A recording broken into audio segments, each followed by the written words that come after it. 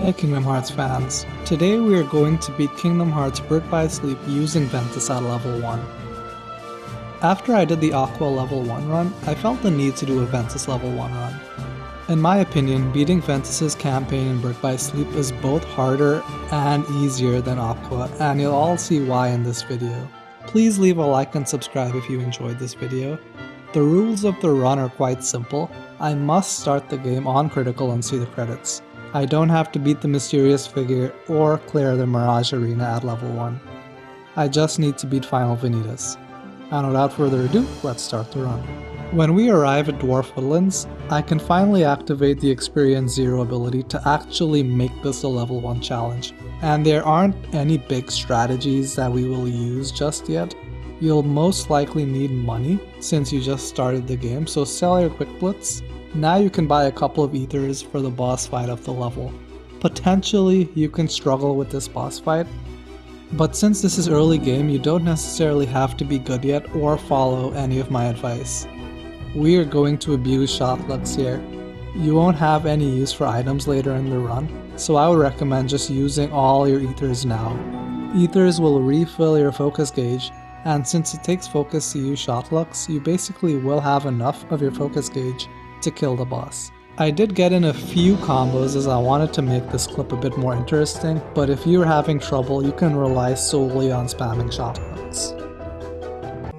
Castle of Dreams is actually my favorite world for the Venitas level 1 run, solely for the boss fight. However, before we commit animal cruelty, we need to level up the dealings for Terra and Snow White. It is very important in the Venitas level 1 critical run. Leveling up D-Links is also very easy to do in this world. If you come into this big room and enter a D-Link, you'll be able to roll around on this ball and kill the enemies, and this will help level up your commands. We need to fully upgrade the Terra D-Link to level 2 for the Sonic Blade command, which we will use for the boss. Also, while you're here, you need to level up the Snow White D-Link for later as well. Whilst you're leveling up Snow White's D-Link, you can do yourself a favor and use the Grumpy command, which is Treasure Raid, to farm fleeting crystals from the boots. I got enough fleeting crystals so that I could max out my magic haste abilities. It's not needed, but why make things harder than they need to be? Now it's time for Lucifer.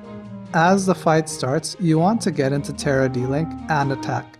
Make sure that Lucifer damages Venitas in the Terra D-Link and make sure that your health is in critical state, meaning that it's blinking. The reason we want this is that one of Terra's D-Link's abilities is Overdrive. The Overdrive ability increases the damage you do when you have critical health, and since Terra is all about strength, this works out perfectly. Because when Lucifer takes enough damage, he will get stunned and lie down, and will be able to do enough damage to stun him again whilst he's already stunned. With Terra's D-Link at level 2, we are also given the Sonic Blade command, which does a lot of damage in a short amount of time, and coupled with Overdrive, this is a killer combo. Just spam all of your attacks until you win. Now we are in Enchanted Dominion, and this level is interesting. First of all, the Goons fight is a bit tough. The way that is recommended to beat the Goons fight is the same strategy that we use for Lucifer. Just go into Terra's D-Link and abuse Sonic Blade. You don't need to be in Overdrive, you just want to spam Sonic Blade so that Venitas is always moving so you don't get hit. These minions can kill Venitas quite easily.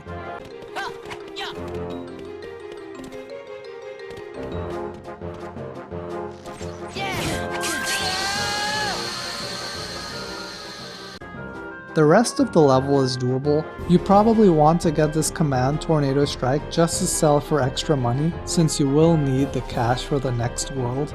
Before that, now I can tell you guys why we leveled up the Snow White D-Link. We needed to beat Maleficent. We need to use Snow White's level 2 D-Link here because of the Sweet 7 finishing command. This ability helps make the fight a lot easier. Snow White's finishing command is useful, but Snow White's gauge boost ability is also one of the best abilities in the game. As the name implies, gauge boost will boost your gauges. Specifically, gauge boost will increase the rate at which your finish gauge is filled up. Just like Terra, gauge boost activates when your health is in critical state, so we will voluntarily take damage from Maleficent to get it to blink. and gauge boost in critical just fills up your finish gauge without you actually having to damage anyone. It's just ready for you. Now all you have to do is just be near Maleficent so that the finish command Suite 7 can damage Maleficent and you'll win. Venitas is invulnerable the entire time that we are using the Suite 7 finish command, and since the gauge fills up in a few seconds, beating Maleficent just becomes a matter of trial and error / luck, since we are mainly hoping that she stays on the ground in the center of the arena. But after a few tries, you will be able to beat Maleficent. And guys, I died quite a few times during this fight. Not all of your attempts will be successful, so don't lose hope, but overall, this wasn't too difficult of a fight. Before you head to the Keyblade graveyard to fight Venitas, this will be a very important step. Head back to a Moogle shop. What you need to do now is buy sleep commands. You can buy however many you want, but have at least 3 sleep commands. You can sell your Tornado Strike here if you want, since we won't be using it in this playthrough, since we are vulnerable when we use it. And here is my deck for the next boss fight against Venitas. When you have to fight Venitas, just like my life in general, we will fail. However, unlike my life, someone will appear to help you, and this is important. It's Mickey Mouse, and Mickey will be invaluable to us in this fight. Someone was drunk at the job when they made this fight, and Venitas is affected by sleep, which is why we have equipped so many. So all we are going to do is keep casting sleep on Venitas to win. We don't have to complete the challenge with any skill, guys. We just need to see the credits. We don't have that much time after casting sleep, so we can get in 1 or 2 hits, but it's not necessary. We are going to rely on Mickey to do the majority of damage to Venitas in this fight. If you have magic haste or don't struggle under pressure, you probably don't need all these sleep commands, but I was just being safe, so that's why I have so many. And after a minute or so, you will have to do the final hit to kill Venitas, as Mickey can't kill bosses. If you were to fight Venitas legitimately, good luck, but I'm not above being cheap.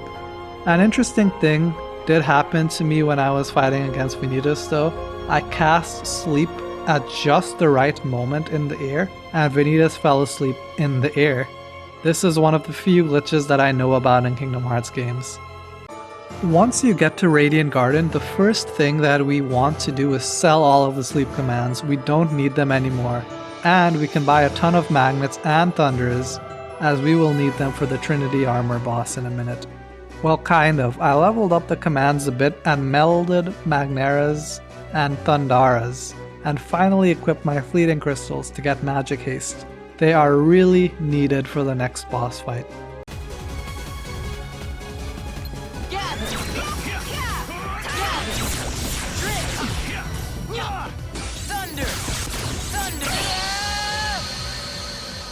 We will face one of the harder challenges in this game, Trinity Armor. I hate this fight. I have no advice on how to beat Trinity Armor. You want to beat it as fast as possible. A lot of things in this fight will kill Venitas in one shot or a few shots. I recommend having Magneras and Thundaras in your command deck to use against Trinity Armor, but honestly, if you have a better plan, use it as my default strategy is to spam those 2 commands. Most of its attacks you can't guard, and when the head does this spinning multiple laser attack, just use your shot luck for invincibility frames. I have no idea how else to not die from this. I died so many times to this attack, guys. The attack also goes throughout the entire arena, so you can't just run away, so you have to use your shot lucks. I want you guys to look at this clip and tell me how I died. Pay careful attention.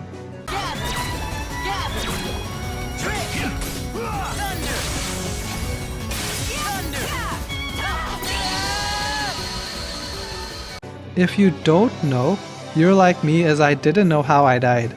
It turns out that the propeller from the start of a clip killed me. Always aim for the propeller first. This thing will kill you and it's not a good time. But after dozens of attempts, I finally got to the point where thunders and magnets are the best strategy.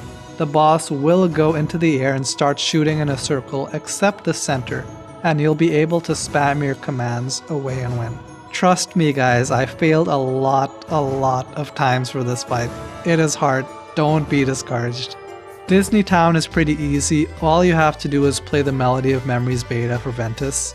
I still haven't played Melody of Memories, but I think this is close enough. Now that we are in Olympus, there is good news and more good news. The good news is that we have no boss fights in this world, so you can keep on using the Magnet and Thunder spam with impunity. The really good news is that we are finally able to meld Renewal Block. I decided to help a brother out and competed against Hercules with the Barrels challenge. However, unlike my calculus class in high school, Birth by Sleep has taught me that 28 is bigger than 34, because I still managed to complete the training. I know that I was smart, should have never believed my mom. In Deep Space, this space section is surprisingly very difficult. I died a lot of times here. This section of the game I don't think was made for level 1 challenge, as you do chip damage to the boss and as always get one-shotted. Some of the attacks are one-shot and some will take you down to 1 HP. Honestly, my plan for the entirety of this fight is just to keep a far distance and take it slow. Use charges to damage the boss, as the charge attack will make Ventus move in a direction away from the boss, and if it decides to attack, you'll be far enough that you can escape. You don't want to stay next to the boss and attack, as it will surely spell death for Ventus. Eventually you'll win, and your next roadblock will be against the boss again, but this time inside the spaceship. Our tactic to beat the boss now is to spam Ignite. What you want to do is hide behind the cylinder, and whilst locked on, cast Ignite. Basically, you don't want the boss to see Ventus. If it sees Ventus, the fight will get harder and you'll die. Just stay behind the pillar and play the pacifist by not swinging the Keyblade. Just keep casting Ignite on it. I should have had another Ignite spell when I was fighting the boss, but it's not needed. Overall, not a hard fight if you use a strategy. Our last Disney World is Neverland, and our last roadblock is Captain Hook. I tried this fight out a few times, but I ended up using these commands, and I hope you guys are seeing that there are a lot of commands that use fire. Fire stuns Hook for a second, and you'll be able to get in a few more combos when this happens. Just like Trinity Armor, I don't have that much good advice for Hook. What you want to do is damage Hook enough so that he enters his second phase for the fight. I think damaging him with fire spells is somewhat consistent and easy for me, so I did this, but I'm sure there is a better way to do it. Anyways, you'll know that you're in the second phase when Hook starts pounding his feet and yells, "I'll run you through." I'll run you through! Fire! He'll then start running towards Ventus and swinging his sword. This is what you want to see as you're close to winning. What you need to do is enter the Mickey D-Link and do enough combos and attacks on Hook so that you can get your meter filled all the way to use Mickey's finish command, Light Charge. Getting the meter to where we can use it will be the difficult part of this fight. However, after some time you'll eventually get it to where we can use the finish command. Unlike me, you don't want to activate Light Charge when Hook isn't charging at Ventus, so I was forced to get my meter back. On my second attempt at using Light Charge, I finally beat Hook as he was charging this time. All you have to do is fall down to this wet area in the water, and whilst Hook is running into the invisible wall, you can use Mickey's D-Link and win the fight, as Light Charge does a lot of damage.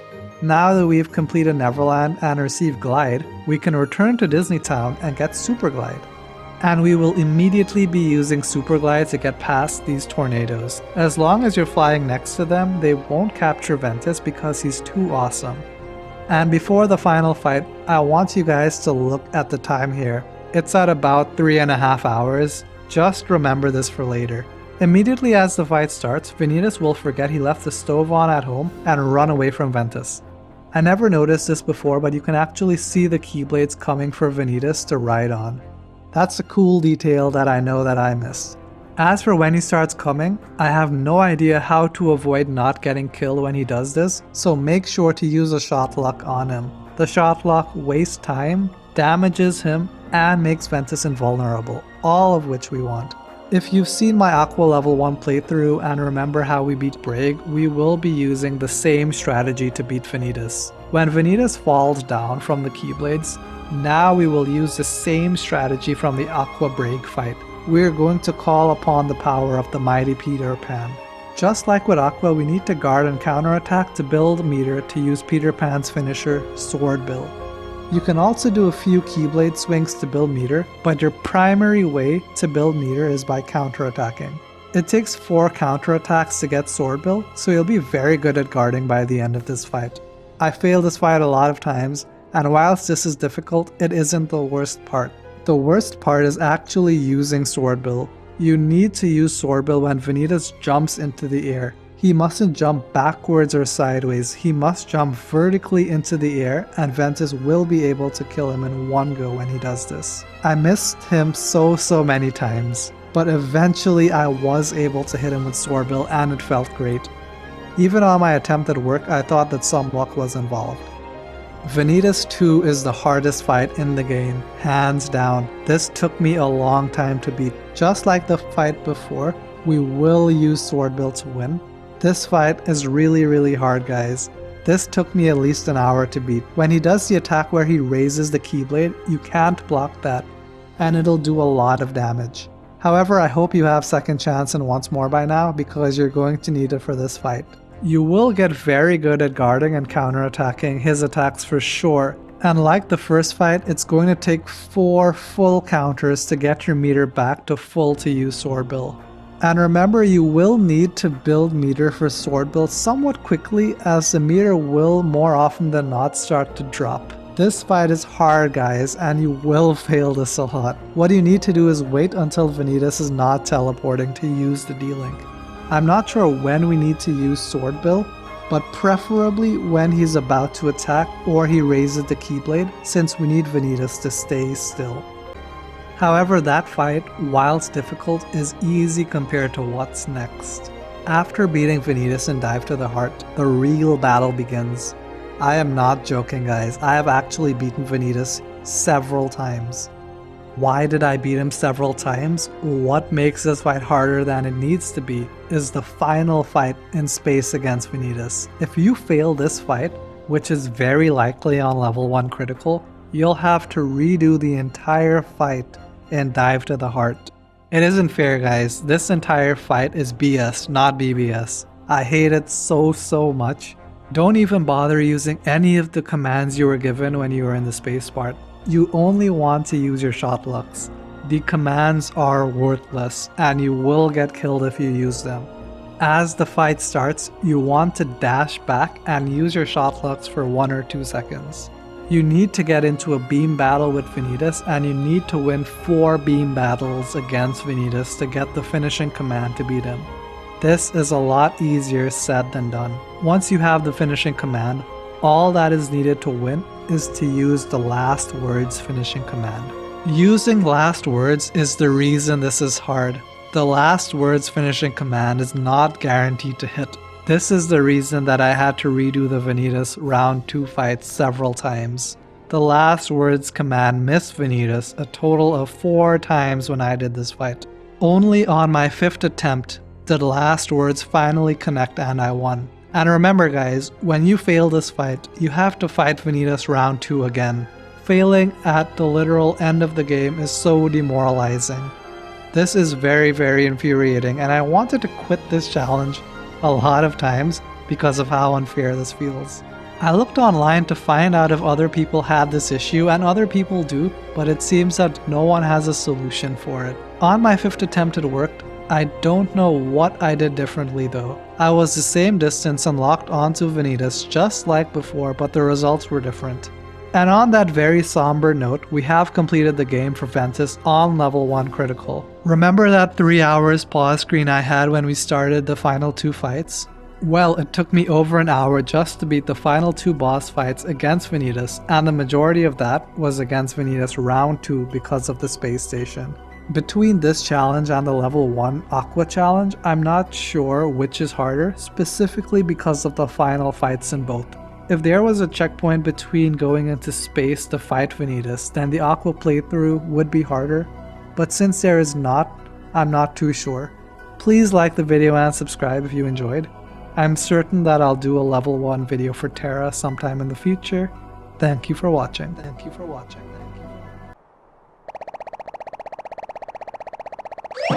Wackaroonie!